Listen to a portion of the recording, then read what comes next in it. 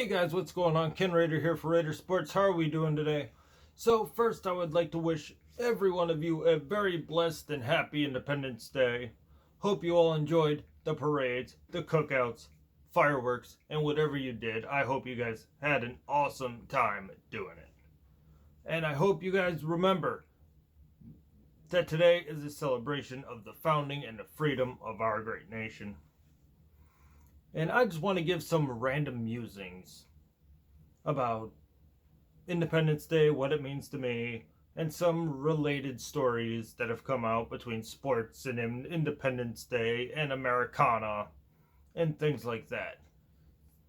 Now, Independence Day has always felt like a day of unity to me. One of those rare times in which commonality reigned. In my life, I have only ever found three things that really unify people: catastrophe, sports, and holidays. So this is why we're just going to kind of put all these together into one great Rayder Sports video. Now, let's start with, catastrophe. Obviously, crisis brings unity. People come together in times of emotion. And I remember 9/11, the outpouring of togetherness and emotion that emanated from that event made everyone just come together, at least for a short period of time. Whether or not you were Republican or Democrat, it didn't matter. It was completely inconsequential because we were all just American.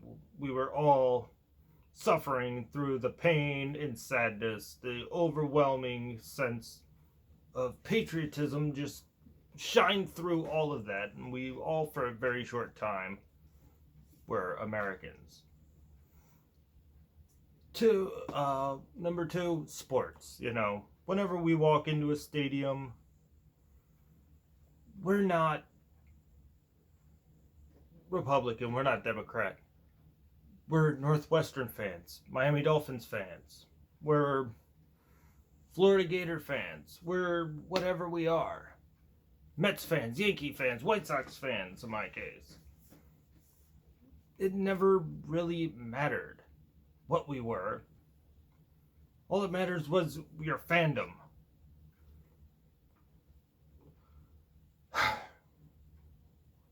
Sports symbolizes the great Western spirit of victory that was founded when a bunch of dirt farmers overthrew the greatest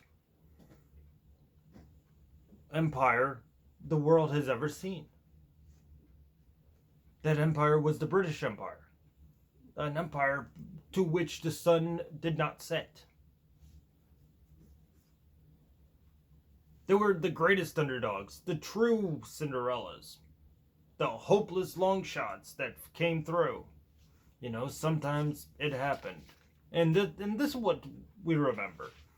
Which is why we take so much pride in our international sports teams. We remember the Miracle on Ice, the Dream Team. All outpourings of American victory and exceptionalism.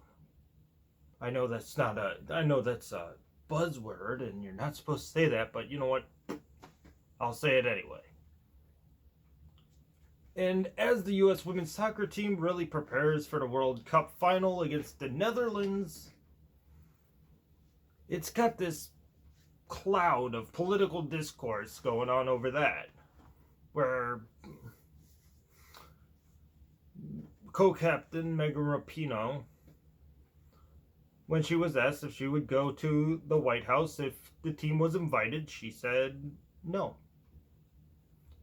Given the grace and dignity which is usually involved, not to mention class as well, involved and expected by somebody who dons the USA across the chest, who represents, international goodwill and competition, in order to go through and say you would not go to the White House and that you would just shun the president of the nation in which you represent, shows a little less class.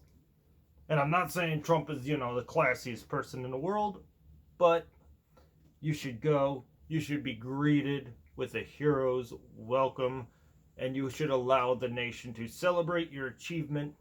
Team USA's achievement is America's achievement. The dream team, the miracle on ice.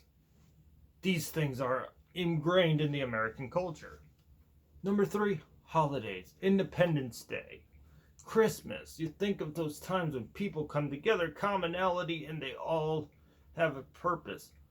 We remember peace and love and goodwill during Christmas time. We remember patriotism and the founding of America during the 4th of July. We come to remember the founding, the past, the present of the country. A hope for the future, regardless of political affiliation. Political affiliation is irrelevant. Red, white, and blue, Americana, fireworks. Those are the things that should be important today. Flag waving and parades, cookouts during the day, fireworks at night, symbolizing the bombs bursting in air, the rockets' red glare, reminding us all of the War for Independence and the War of 1812, which we kept that independence.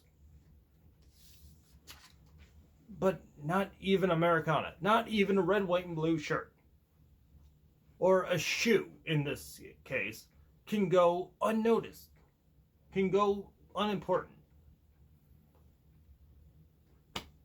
Because if you guys haven't heard by now, Nike released the Betsy Ross flag.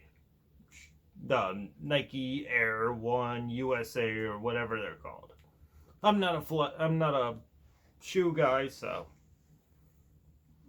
I don't know what they called, but I can tell you this: they are now selling for $2,000 after the release of the really awesome looking shoe, by the way, drew the wrath of the Grand High Poobah of revisionist history and all things of morality.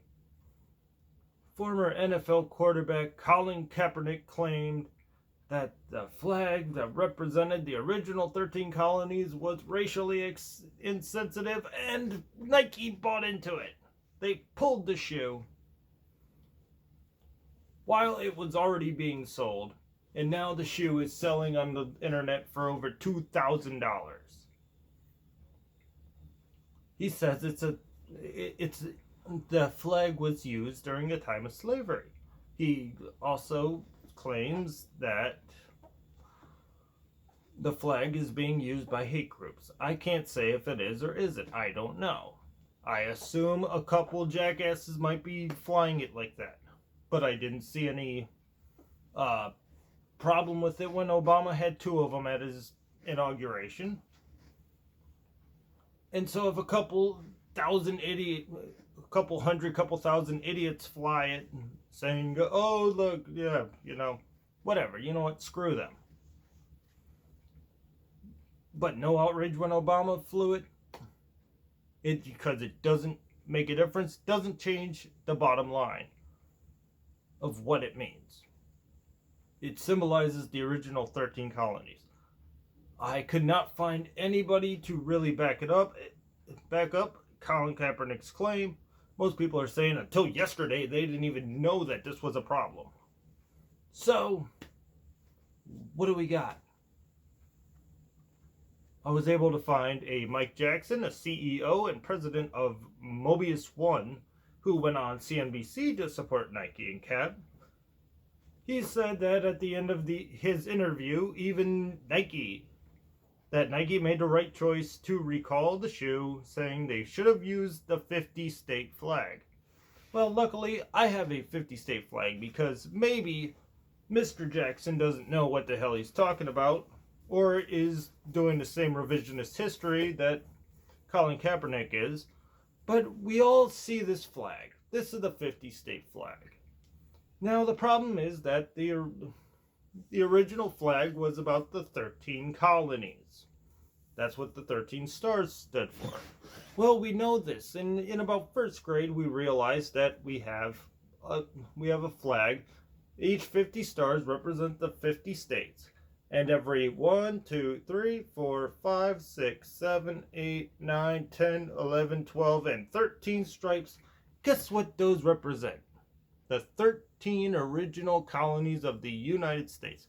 So if the Betsy Ross flag, symbolizing the original 13 colonies, is bad, then this flag, symbolizing with the same symbol in a meaning the same thing, just in a different format, symbolizes the exact same thing. The American flag must be racially insensitive to Mr. Jackson. But guys,